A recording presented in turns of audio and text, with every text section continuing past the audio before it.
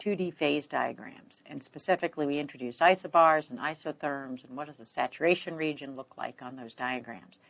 And so we were looking at a pressure volume, specific volume diagram. And our question was, draw the process on a PV diagram of condensation, where you're moving from a superheated vapor to a subcooled liquid. So let's get that set up. So here's our PV diagram. And we know we'll draw a saturation region on here. And first thing we want to do is always draw the isotherms on that PV diagram.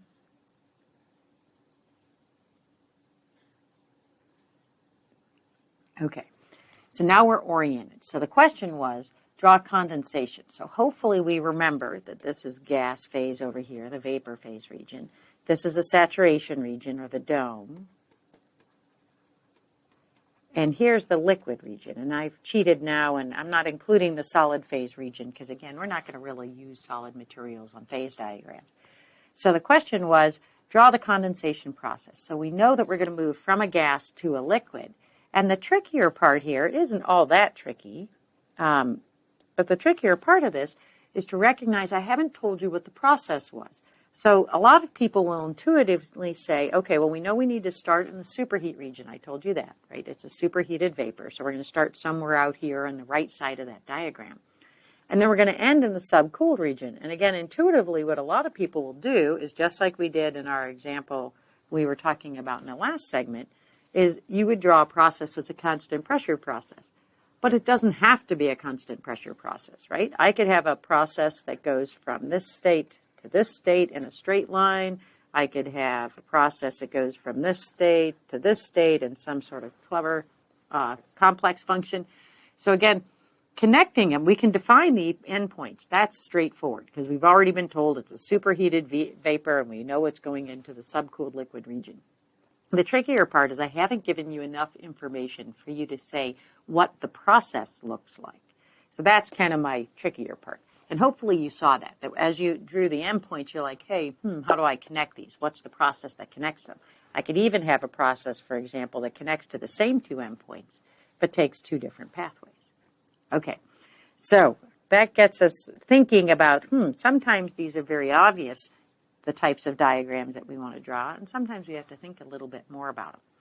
Now, this is the pressure volume phase diagram, and we also looked at very briefly the temperature volume diagram, and I wanted to draw that on here too. And again, we're going to do the same thing in that we're not going to show the solid phase region. We're just going to go ahead and show the saturation region. And just like we had before, this is going to be the superheat region. So this is the superheat. Again, all different ways of saying the same thing. So this is superheated gas or superheated vapor, whatever you want to call it. So here's my superheat region and here's my liquid region again. But now on this diagram, what I want to show you are isobars. Now in the saturation region, we made a big point of this in the last few segments of saying temperature and pressure are not independent during phase change. So in this saturation region within the dome, we know that the constant pressure lines are in fact straight lines, right, for on this TV axis, on this temperature specific volume axis. Now what we want to think about is, hey, out here in the superheat region, what do the isobars do? And they can pretty much only do one of two things. They can either move up or they can move down. So let's think about if we were sitting at a fixed volume, again, a fixed specific volume or fixed total volume. As we increase temperature, what's going to happen to the pressure in the system? So imagine if you had a closed vessel where you had a constant mass. So imagine like if you had a can of air and somehow so that volume, the mass within the volume is fixed. The volume itself is fixed. It's a rigid container. As the temperature increases, what would happen to the pressure in the can? And hopefully that kind of mental exercise, that mental experiment would say, hey, that pressure should increase. So our isobars look like this. So these are isobars. Here we have our two pressure lines here. And again, because of that thought exercise, we know that this is the high pressure line and that's the low pressure line. So in this direction, we see increasing pressure. So in that direction, we see increasing pressure. And over here, for similar arguments, we know that that's T high and that's T low. Okay, so every time you draw a state diagram for a process, and we're going to do that in a few segments from now, we're going to make more and more complex examples. You want to be able to draw those processes on these state diagrams, and you need to be able to orient yourself with respect to the saturation region and with respect to isobars if you're on a temperature density diagram. If you're on a pressure density or pressure specific volume diagram, you want to orient yourself for isotherms. Okay, so we need to know how the isobars and how the isotherms vary for each of our diagrams. So that's something you need to really focus on, and it's an outcome of this course of thermodynamics, is understanding how the states interact with each other, how temperature, pressure, density all interact. Okay, so let's follow up with that. We talked about the PVT, or the pressure, specific volume, or density, temperature surfaces, the 3D diagram. Then we broke those down into 2D diagrams, and those were graphical forms. That's kind of cumbersome. We're past the day and age of looking up things on graphs. So most of the time, what we would use are tabulated values for these properties. So if you have the curve, like I show you on the previous couple of sketches, you can always tabulate those values, and they're available in extensive tables all over the place. In the more modern area, what we have, I should say, we have online calculators. So you should be fluent with understanding any of these. You should be able to read numbers off a graph. You should be able to look things up off of a table, and you should be able to use the online calculators. Okay, most of the time, the mainstream fluids, bad pun, are available in all forms. So those fluids are water, which will be referred to as steam. And steam, I hate using that phrase, but it's very traditional, or using that word to describe the water tables, because steam, I think, intuitively implies a vapor phase or maybe a two-phase system, but steam is really the reference that we use for all phases of water. We call them the steam tables. Air, nitrogen, there are a number of different refrigerants, and those are the most common working fluids. A really good question to ask yourself, and I think we've already answered it once before, is why are water and air the most common working fluids? Well, the most common working fluids because they're the least expensive, they're non-toxic, and they're readily available. So water and air are our two primaries, and then after that we have more specific fluids that we'll use for applications like refrigeration, cooling, some other kind of more. Nitrogen is used, ammonia is used quite a bit, and we'll do some examples with ammonia. And we'll see why. They have attractive properties that are sometimes better suited for our applications than water or air are. Okay, so when we go to tabulated forms of data, those tables are chunked up based on what phase they're divided. Those tables are divided into what phase we're concerned with. So saturation tables, as we see here, contain only the saturated liquid and saturated gas data.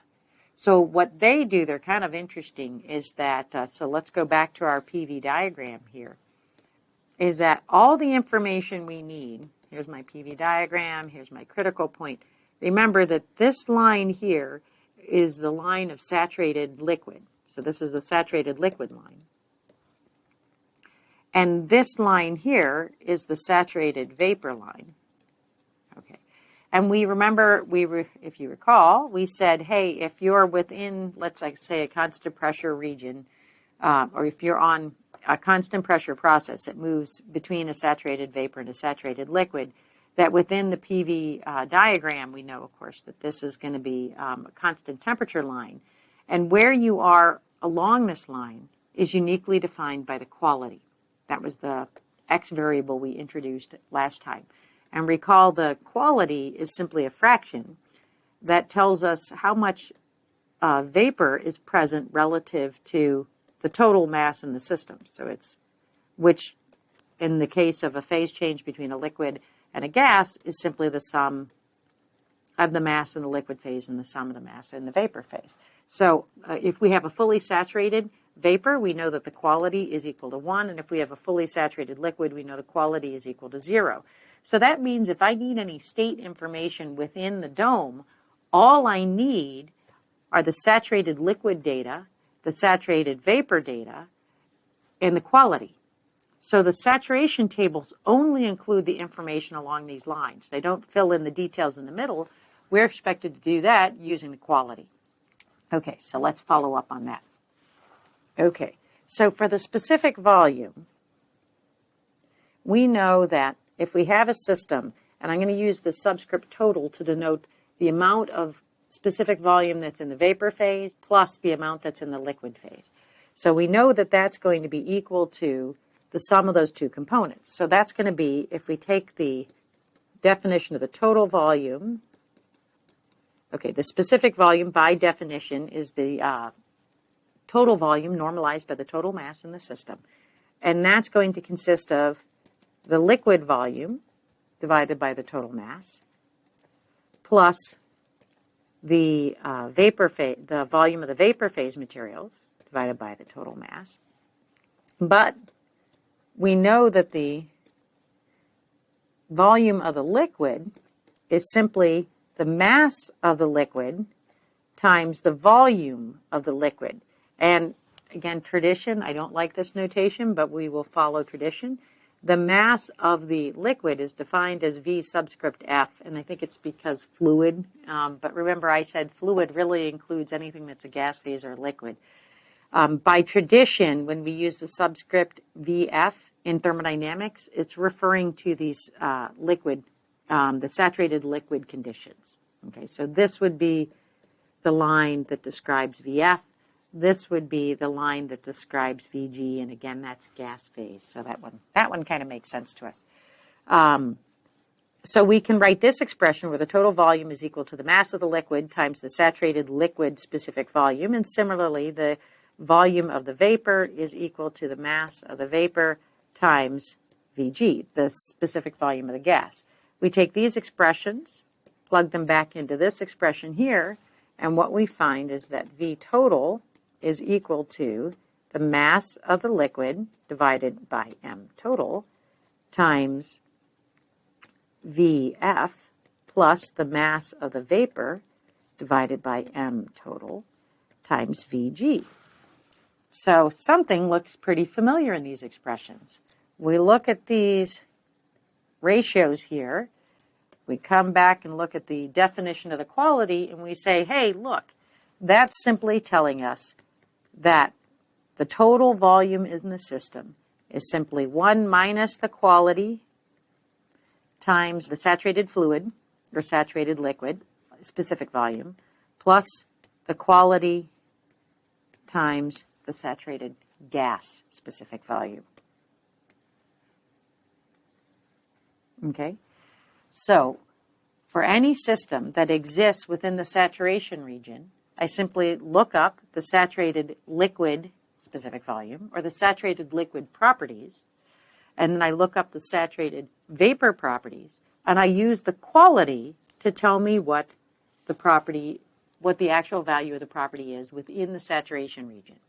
Okay, so that's how the saturation data are referenced.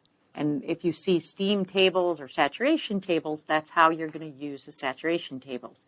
So we do have a crutch in that we're going to use the online calculator, but you won't always have online calculators, and you do need to be able to evaluate these expressions. So we will have I will give you excerpts of steam tables, and you will need to be able to use those steam tables in order to determine the system properties.